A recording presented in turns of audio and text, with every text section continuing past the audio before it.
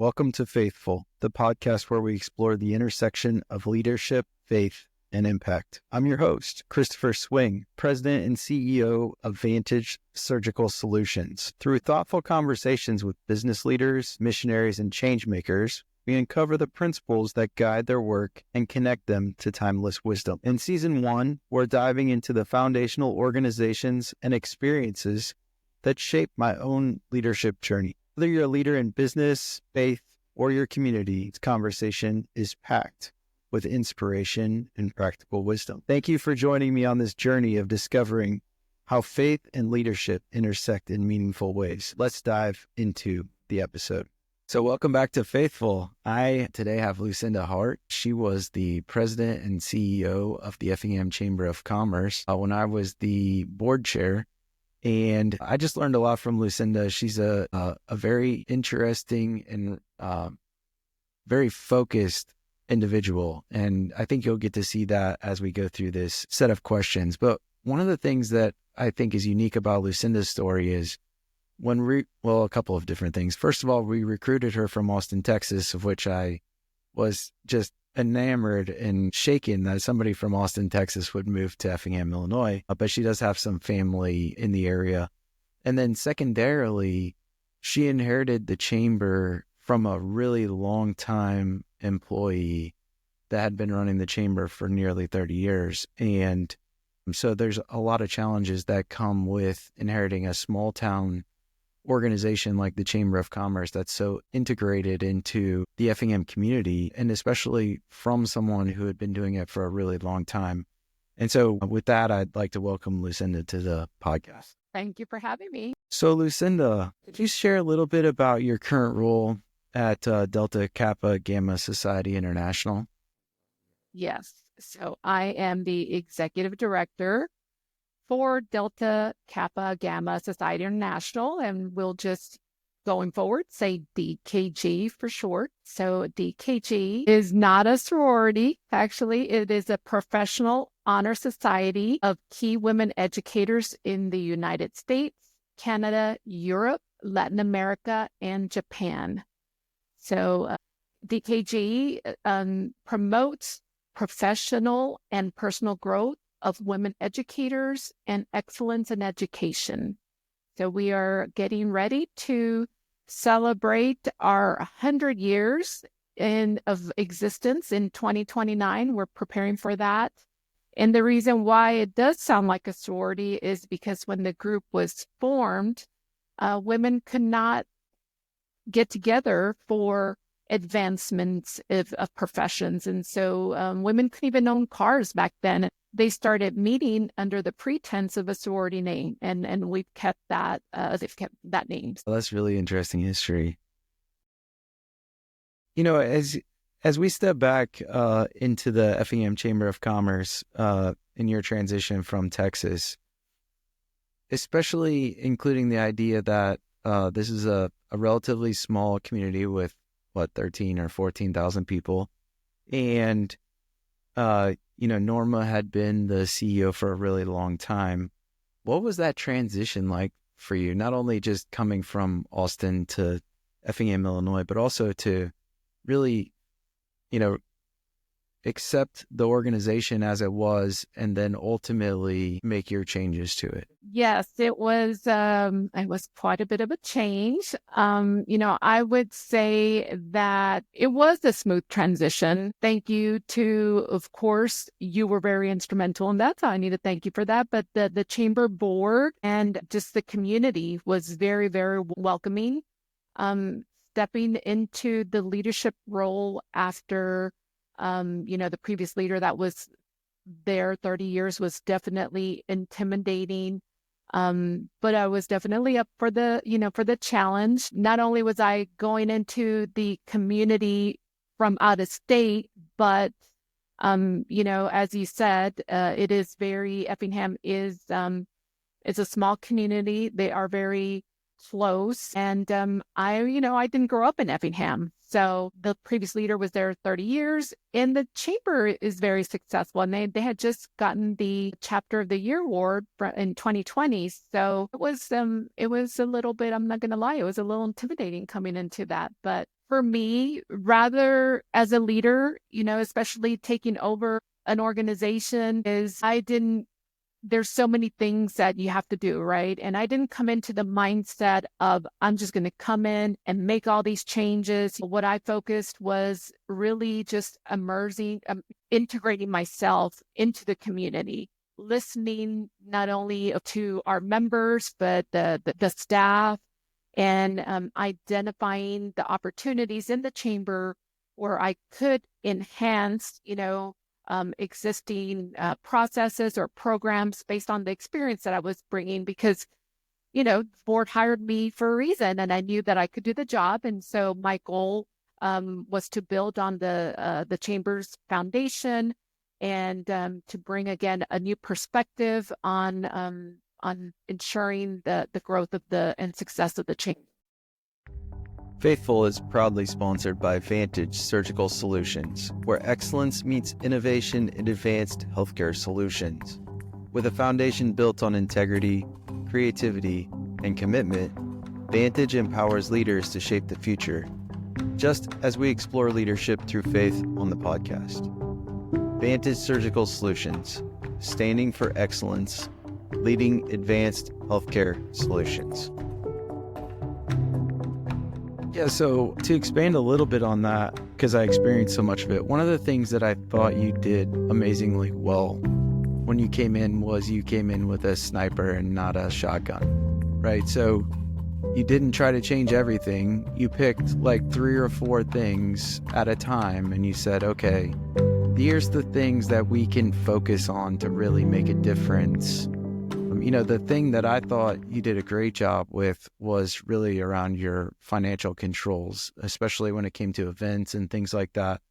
And I think that's one of the things that really turned the corner right off the bat is, the thing that I always thought of the most was the annual gala or whatever. And everybody spent a lot of money there. I think an outsider assumed that was a big revenue source for the chamber. And when you came in, we kind of sat down and came to the realization that wasn't. It was a huge amount of inflows, but it had a huge amount of outflows. And so I think so often that, just being transparent about, hey, if your members realized that they were all giving up their night out, for the purposes of breaking even so they can spend time with everybody, I don't think that's where they would use their resources. And so, I just commend you on that. I thought you did a great job there.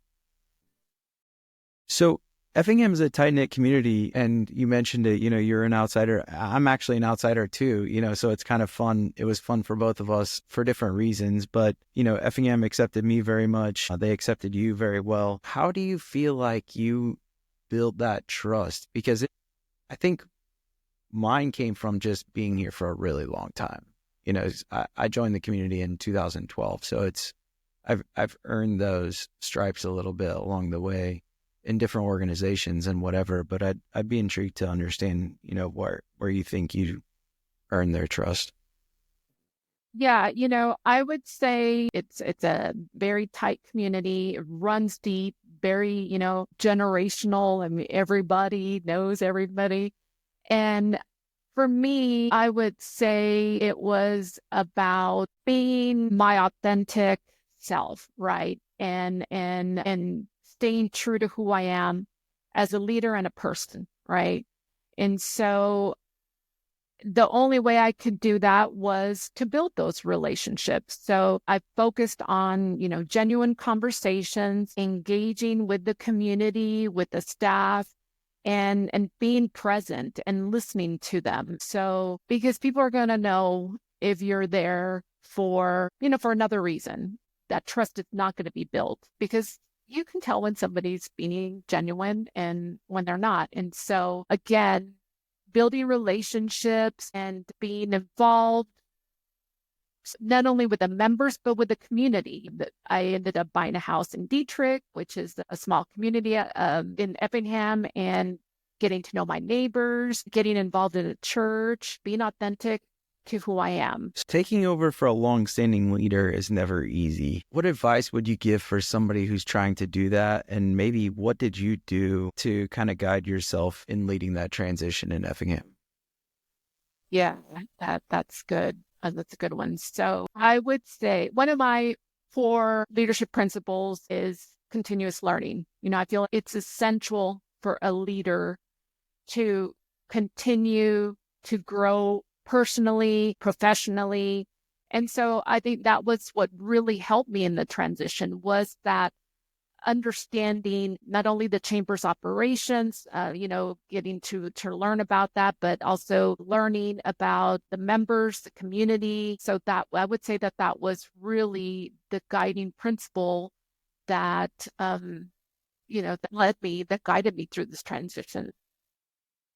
One of the other things that was intriguing to me is that obviously we won the Chamber of the Year in 2020. We have a really high participation rate from membership as far as from the business organizations in the community.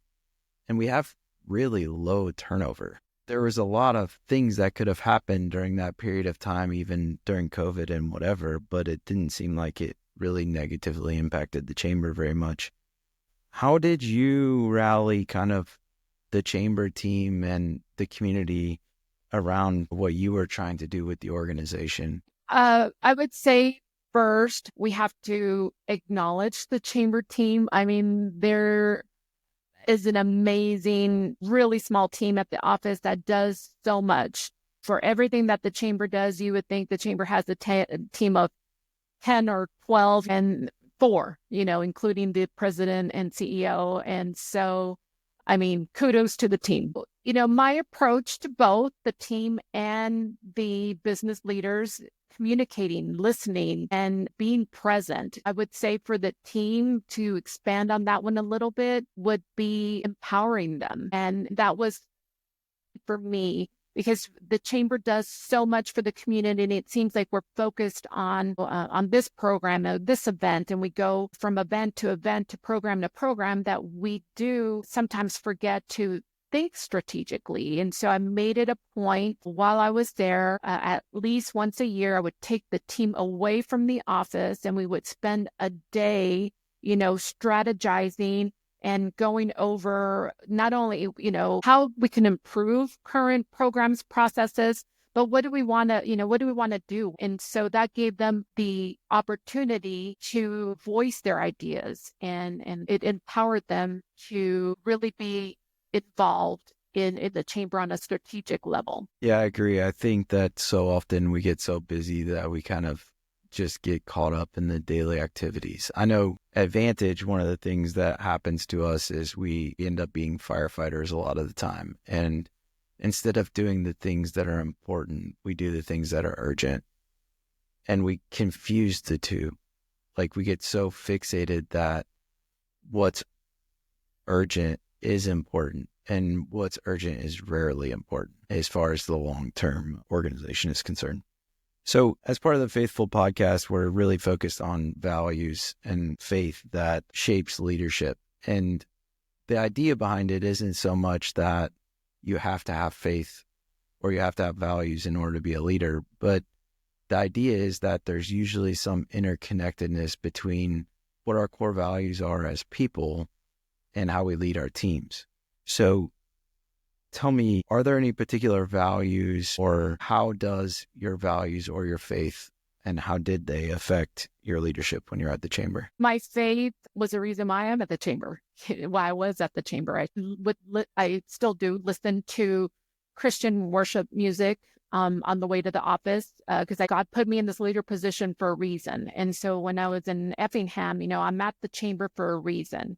And so my prayer would be, that God would use me in this leadership position, for his will. And I don't know what it was. I mean, as you mentioned, you saw some things and I still may not know some of them, but I know that they made an impact. But I will say that it was refreshing coming to the chamber where faith is openly embraced. That was definitely very refreshing. Previously, my background working for an international association where the culture and we have so many different faith beliefs, I couldn't say Merry Christmas, Happy Easter. And so coming to the chamber where it was so openly embraced, it was very refreshing. It was nice. I do believe that God has put me in leadership for a reason, and I have it right from my wall actually right now, is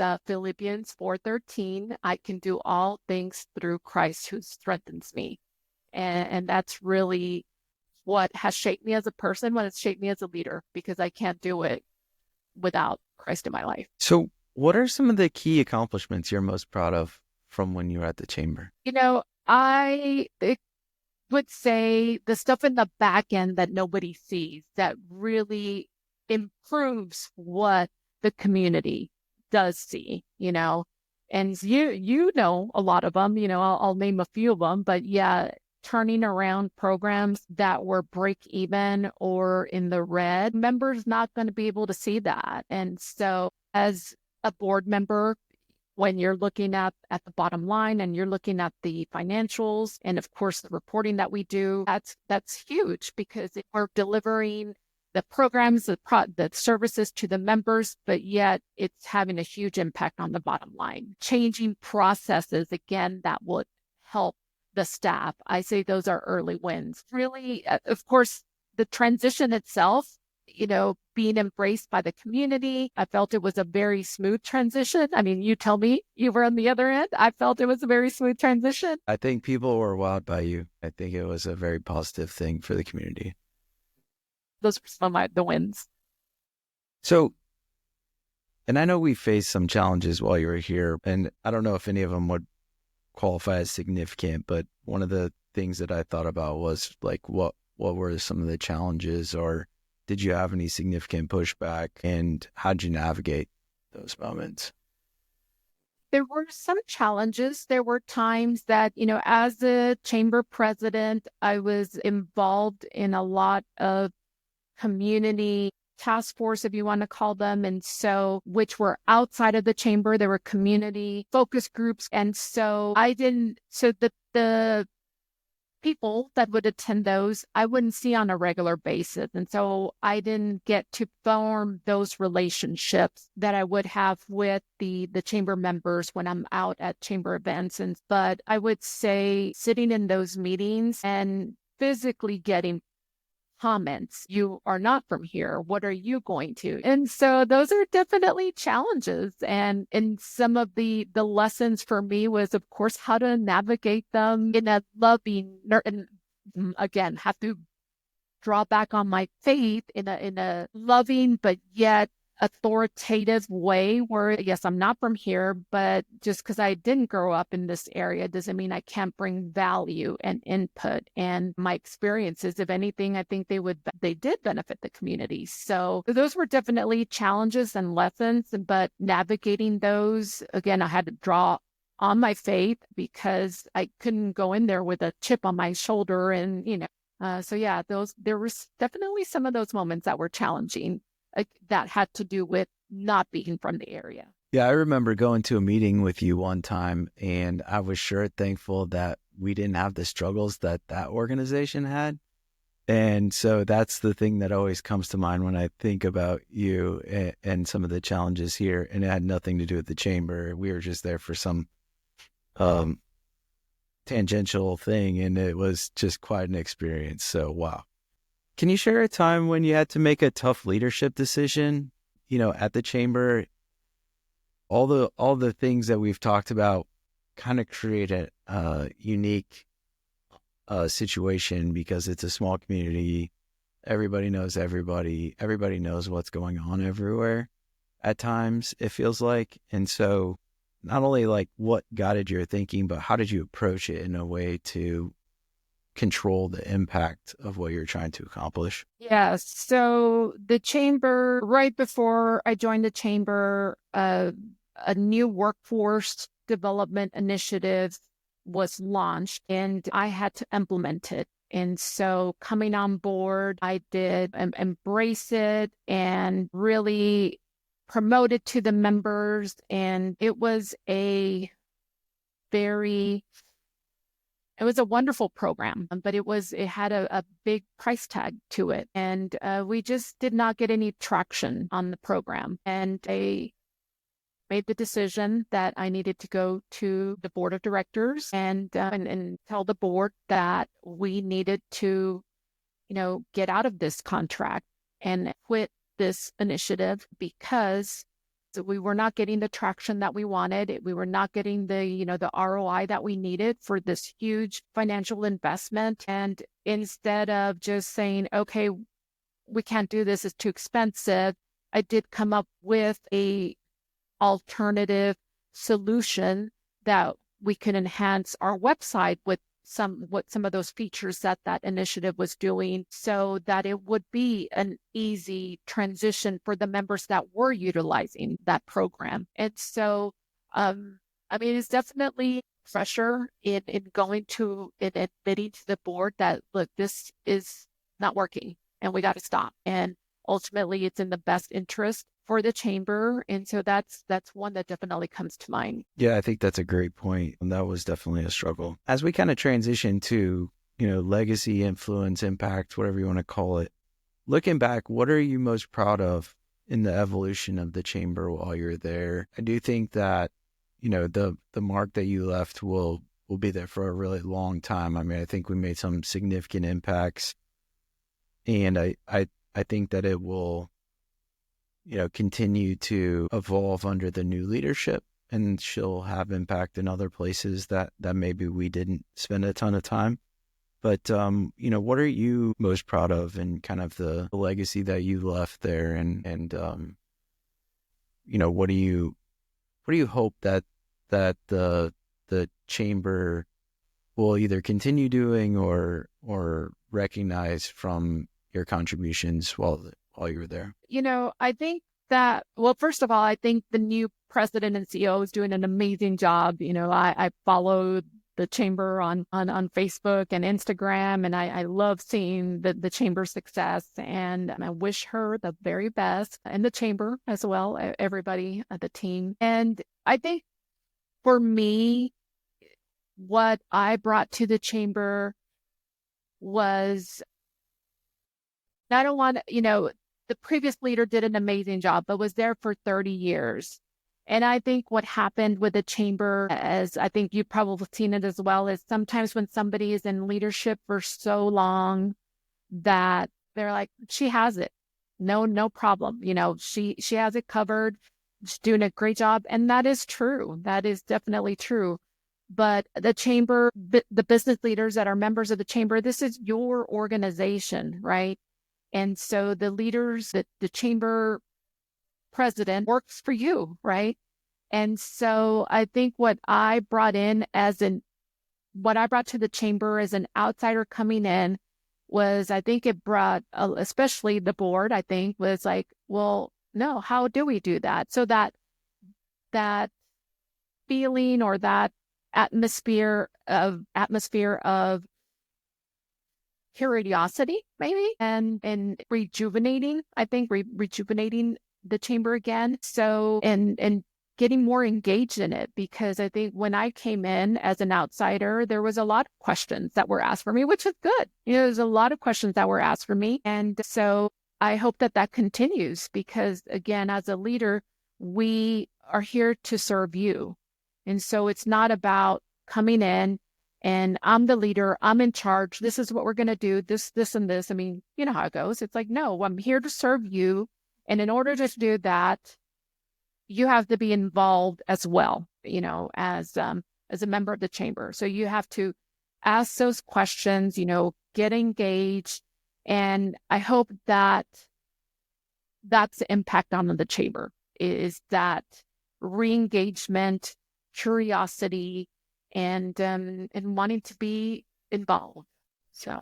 Well, and I think I'm also in the same boat. Like, I think Nora did a great job and there's no complaints there. But I think when you have a transition of leadership, it gives a renewed desire to understand from a new perspective how things work. And it takes the guard down, right? Because when I was asking you, is this how this is supposed to work? It wasn't your past 30 years that caused us to be at that point. And so there was no ill will between us. We could have open and frank dialogues just to say, I'm not trying to question you. I'm just trying to understand from your experience running international organizations, because who am I? I don't do this stuff for a living, what your perspective is. And I think it gave us the opportunity to have some significantly more in-depth conversations. If I had been the president or the chair while Norma was president, I probably wouldn't have asked a lot of those questions of her because, well, for a couple of reasons. First of all, who am I again to ask questions of someone who's been doing this for 30 some years in this community and had way better relationships than I'll ever have here?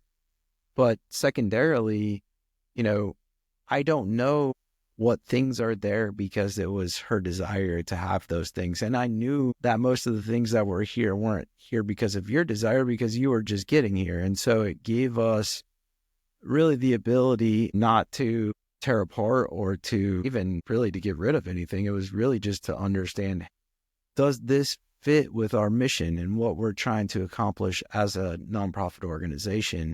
And I think that's where it was really good to have someone with your experience, because you could really come in and say, well, here's the pros and here's the cons, and here's why I think we've done this in the past, and here's things that probably way outlived the fad within chambers. And so, I just thought we, not only our group with you, but also you with the groups before and after me. I can't forget Jeff, he's just a whole different animal. Yeah. Jeff Spear, we won't talk too much about you because I don't have explicatives in this podcast. So, Faithful is brought to you by Vantage Surgical Solutions, where we believe in progress through passion. If you're inspired by innovation and excellence in healthcare, we invite you to join our team. At Vantage, we're not just shaping the future of healthcare, we're empowering individuals to make a difference. Visit our careers page to explore opportunities and see if your journey aligns with ours. Vantage Surgical Solutions, where passion meets purpose. So, thinking about some of your experience, I think that's a good segue. You've had, obviously, local roles like in the chamber, but you've had international roles and major international roles where you were covering multiple continents of members. And what advice from those experiences and from those transitions would you give to other leaders that are stepping into new and or challenging roles, something that's maybe outside of their norm? Because it was a lot different, right? To be in a local organization versus an international one. Yes, it was a lot different. And my husband grew up in the area. So it's funny. One of the first questions that the recruiter asked me is, do you know where Effingham, Illinois is? I said, I sure do know where Effingham, Illinois is. And we've had this conversation. I know you mentioned that, like, why is this girl coming from Austin, Texas too? But, I would say that it's essential that leadership, whether it's a huge international organization where I'm currently at and previously at as well, we have leadership challenges. They might be at a different level for sure, but the challenges are going to be the same. So I would say leaders that are stepping into these kind of roles is, you were given this opportunity for a reason. So if you're new to leadership, or even if you're a seasoned leader, I would say go into those roles with an open mind, and again, be authentic and transparent, because you are a leader for a reason. And so the team, typically there is whether it's a committee that's hiring the leader or management board of directors, they saw something in you. So step into those leadership roles with an open mind. You have that experience, and don't be afraid. Don't be afraid to make little waves, maybe not go in there and totally rock the boat, but make a couple of ripples. And sometimes though you have to. Sometimes you got to make a big splash, and it's needed, but don't be afraid to do it because you're there for a reason. Yeah, I completely agree with that, Lucinda. I think so often we fail to call a spade when we see it. And when you do that, you fail to get clarity for your team about how big of a deal that this is. So, like for instance, I've led turnarounds, and that is a very hard thing to do. And for a new leader, I would not recommend it until you've been a part of it. And the biggest failures that I see in people who lead turnarounds is their unwillingness to be transparent with their team about how big of a change really needs to be made. So like, for instance, and this isn't the case in your situation, but let's say that you had came into the chamber and we were burning like $100,000 a year and we had $50,000 in cash. Like, you can't just Band-Aid things and hope that it's going to fix itself. Like, you have to be willing to say, look, we have some serious issues and we have to make some hard decisions. And I think so often the lack of clarity, I don't think it's the intention of not being transparent, but I think it's the lack of clarity to say, wow, this is a bigger issue than what we realized. Like, this is a problem that we need to be very clear about. So one of the things that I want to ask you about, and it's because of my experience here in Effingham, and it's a little bit intriguing to me, even from my hometown, which is just north of here, about 35 minutes or whatever, is Effingham is a very religious community, a very faith-based community. And it is so refreshing that I just want to know, like, what did you think after you got here? Was that refreshing for you? Because I'll be honest, like, and I'm not Catholic, and most of the people in this community are Catholic, and that's fine. I don't have anything against Catholics.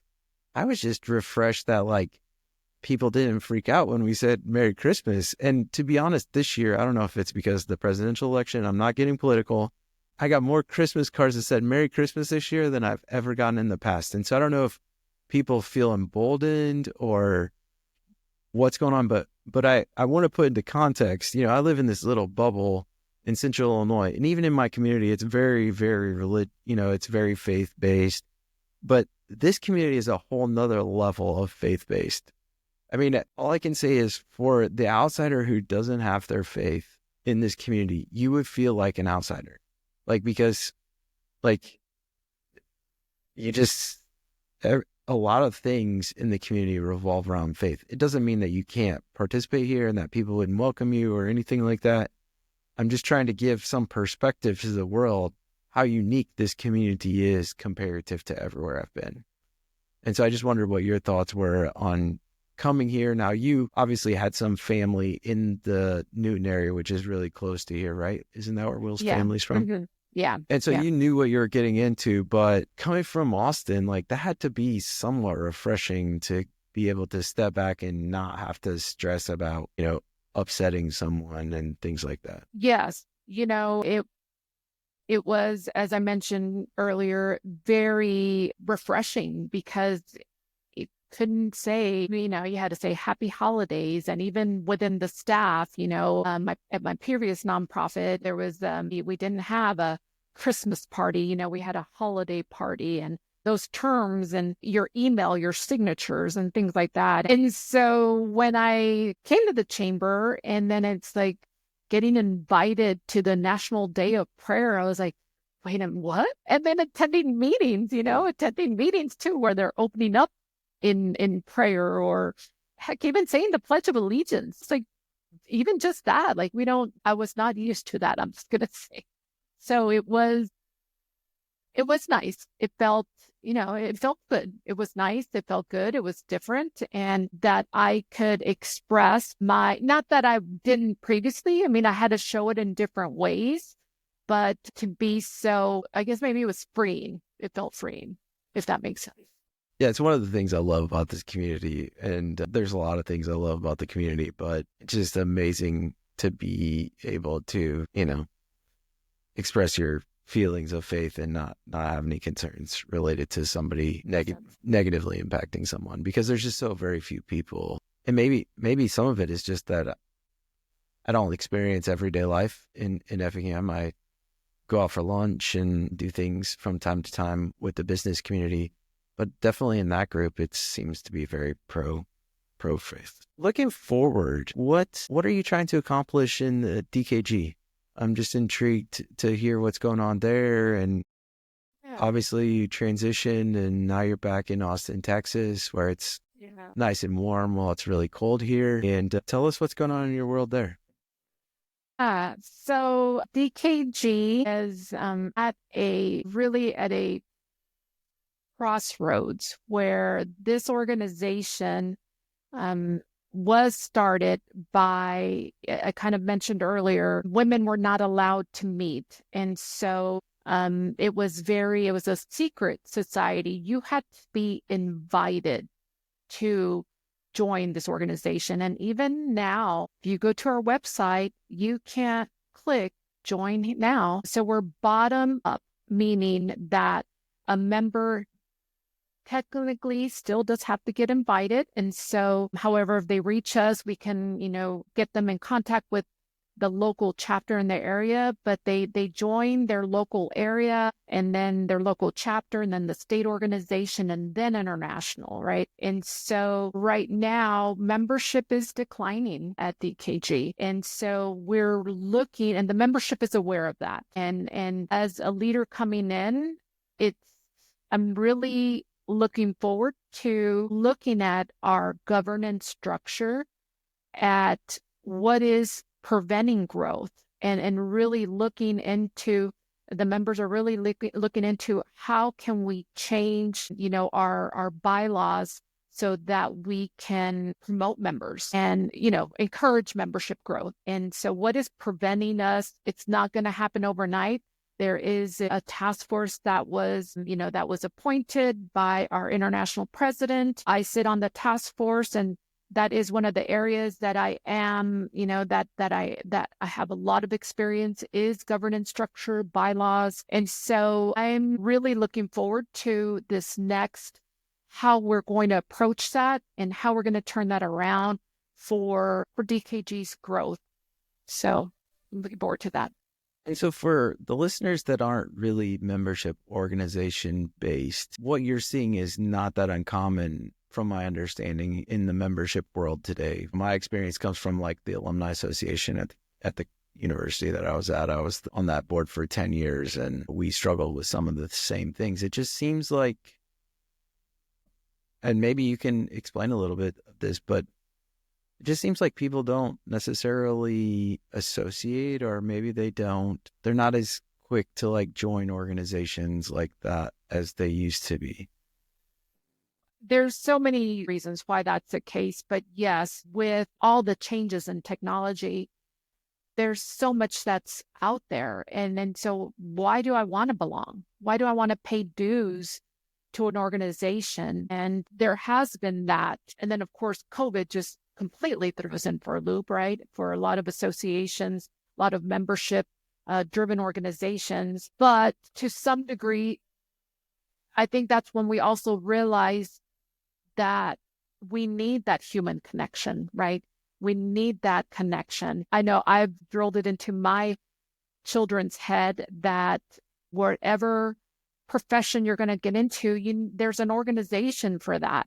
And you need, if that is your passion, and you need to be a part of that community, because it's, once we get a job, whether you're a leader, you're a manager, you're just an employee. I mean, you can't just, you have to continuously learn, improve yourself. And the way to do that, there's a lot of ways, but for membership driven organization, it's going to be that networking. That's definitely a key benefit.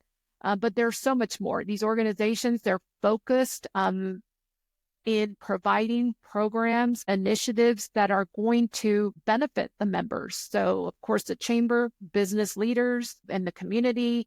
The chamber does a lot for the community as well. Workforce development, community events to bring the community together.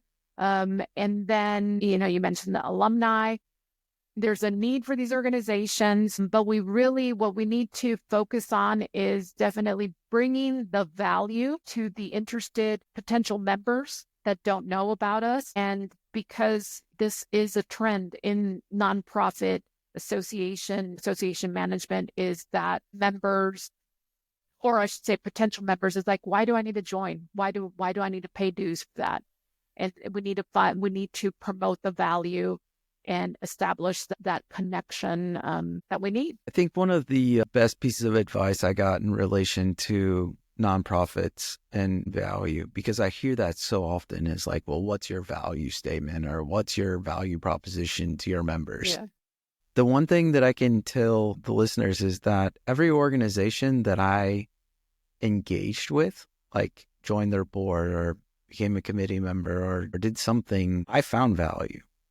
But the key to it is that the way that I see value and the way that Lucinda sees value, or the way somebody else sees value, is different. And so often, if you just take it surface level on marketing material and you look at what somebody's selling and you're like, it's not really for me. But then you get involved and all of a sudden you're like, well, they don't even think this is of value, and I think it's huge. Yeah.